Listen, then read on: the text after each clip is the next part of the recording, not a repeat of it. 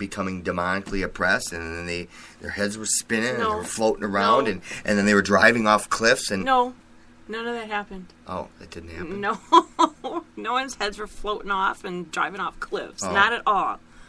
God. But when I was like 5, I thought by sitting next to my mom or dad every day while they drove that I would learn how to drive. I knew how to drive. All you gotta do is just hold that round thing, and if you could reach that square thing in the bottom. So, and it's the same thing as us. Oh, that's just your cold. That's just through. Yeah. But coughing. But that's, and that's how we are. We see right. things. We see things, but until you actually do it. Yeah. Right. So, I don't know. How's the driving thing going for you anyway? It's going all right, man. Yeah. Not that I'm saying anything negative or disrespectful towards my wife. I'm just asking a very subtle, easy question, folks. I'm a good driver. Hush, hush. Excellent driver, might I add. Okay, thank you. So we go by the Bible, Scott and I do, because that's what's worked for us. And it's been true in every single aspect of what we've used.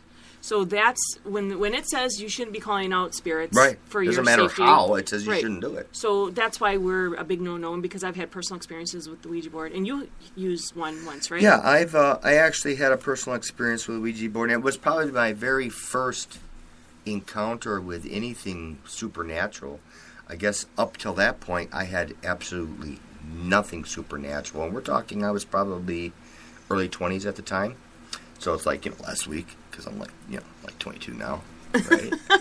You wish. So I remember this. I was at a friend's house, and she had one, and I guess I didn't have enough knowledge to do it or not to do it. It was kind of like, yeah, whatever, it's okay, sure, why not? Yeah. And dug it out, and she put a candle out. Obviously, she was somewhat experienced. Yeah. And she stuck it out and stuff, and kind of doing it for a while. Nothing was really happening, but her husband was kind of making fun of the whole thing. So she said, you know what, we need to bring this to another room. Get a little more serious with it. I'm like, well, okay, why not? Mm-hmm. You ain't going to become might as well do it all the way, you know what I'm saying? I did it, Beetlejuice, boom, there it was. There it was. And so anyways, so it got a little more serious with it, and sure enough, things happened, and we both knew that it wasn't each other doing it. It got to the point where this disc was moving so fast on the board, it was leaving our fingers.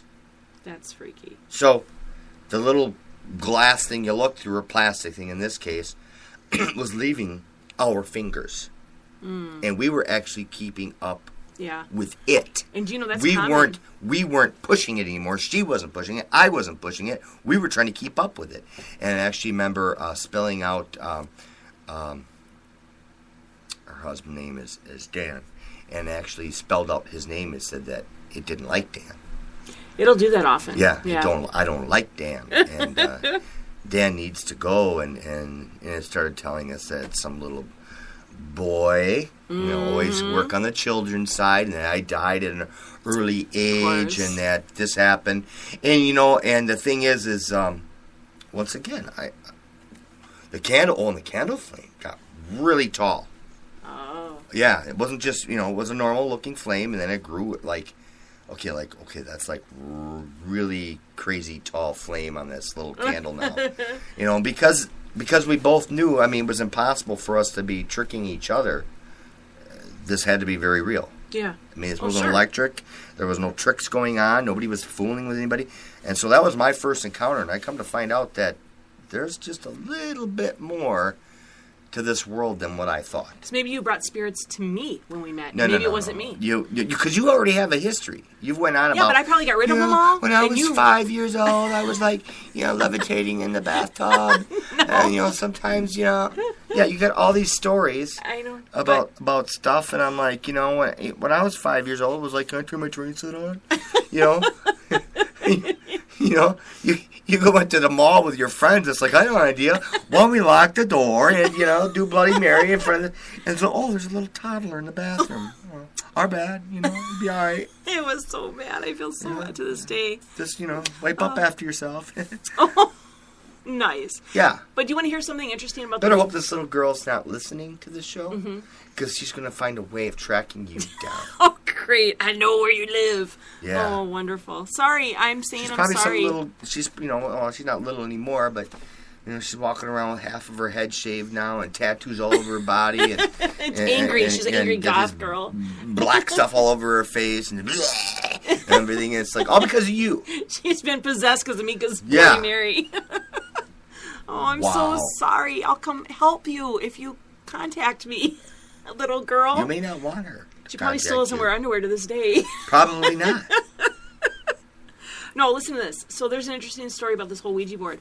A while ago, when I was doing research on the Ouija board, I found something that I'd never heard of before on the internet, but it ties into something that happened to me when I was little. Of course. So, yeah. Okay. Obviously. So, yes. And I'm sure a lot of people listening to this podcast will know what I'm talking about. But there is a spirit that's attached to the Ouija board that's well known, named Zozo.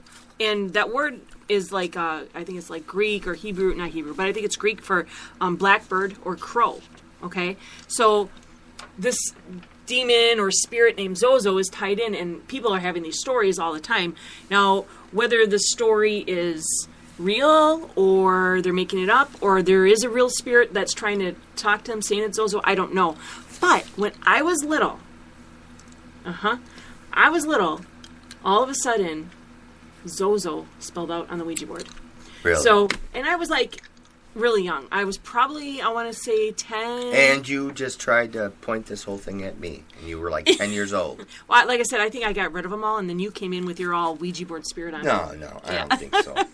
So I just think it's interesting that before I even knew about this Zozo There's some thing, I'd like, you guys, I believe it's go ahead real. and just out of curiosity, and if you've, if that's happened to you, just drop us a line and let us know. Yeah, email just us to with see your stories on any of the subjects that we're talking about. Yeah, but I just want to know if it's kind of more common than what I'm reading. Well, we know it's somewhat common, but see if it's even more common than we thought. With Zozo? Yeah, I would be interested. It's kind of like the gatekeeper of the Ouija board. For all you know, we don't know. Right. There could be a demonic gatekeeper. Doesn't mean he's always the one who answers, but he could be like tied into it. He's in charge of that. Every demons, angels, what have you, all have their ranks and their positions, just like our militaries of the world, and it's just a different realm, a different way. Yeah. You're in charge of the Ouija board, man. A lot of Ouija boards, though, so they got to have more than... So, I don't know. But this whole Zozo thing started because in 1816, there was a young girl in France, and it was said that she was demonically possessed with a number of demons, and one of the demons' name was Zozo. So from that derived this story. Now, I don't know if, I think the Ouija board first said it was Zozo, and that's how it gained popularity. But this does go back to this little girl. Another thing I always found interesting about demonic type stuff is if you decide to give it a name, you'll say, yeah, okay, sure. Yeah. Oh, yeah. You want to call me this? I'm good with that. Yeah. Whatever you want to call me. We really don't care. Because call us now, whatever you want. Now it's famous. Now people are actually calling out this demon. Sure. Yep. So I just thought I'd share that story because that was sort of weird. I don't know. We can end our podcast if you want. Look how long we went. I know. Because we can go a little bit longer. But I did want to say, too, that when we're talking about all these different, whether you want to call them myths, folklore, urban legends, ghost stories or whatever, there's always truth behind them. So if you tap in and resource and do what you can to see where it really came from, you're going to find something. So I don't think they're all fake. I think people exaggerate and, No. Yeah, I know. I'm not even sure what we're going to be talking about next week, but we are not going to be live because I will be out of town. But we will... Well, we're not going to die either. So we can... Oh! We're going to have a podcast, just not live on Friday. I thought you meant we weren't going to be live anymore. No, not alive. Oh! Stop! You knew what I meant. I get confused easily. But we will have something out probably, I would say, Thursday morning. We'll have a podcast I guess we'll have to do it. Yeah, we'll probably have to do it. Early. We'll have to, So we'll make sure it's good for you guys. If you want to see more what Scott and I do, you can check out our SWAT website. It's EPH612 SWAT, SWAT, .com.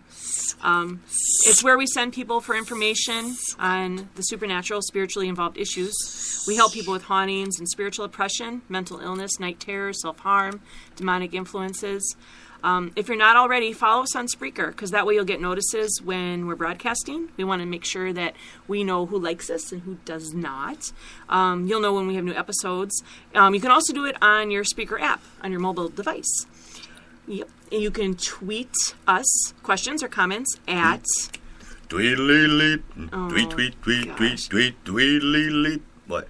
You're like that Bowser guy from Shonda now because your voice is so low from the cold. No. Or at TSR Parapod. So it's TSR PARAPOD. That's our Twitter handle. And you can hashtag Talk Supernatural. Find Talk Supernatural on Google Plus and Facebook. But most importantly for Scott, email us questions and comments. He loves them. TalkSupernatural@gmail.com. And that is like 15,000 slaps. Oh, no, so it's not. They won't be going to work for like a month. They're going to have like alcohol poisoning. Yeah. Thanks for listening.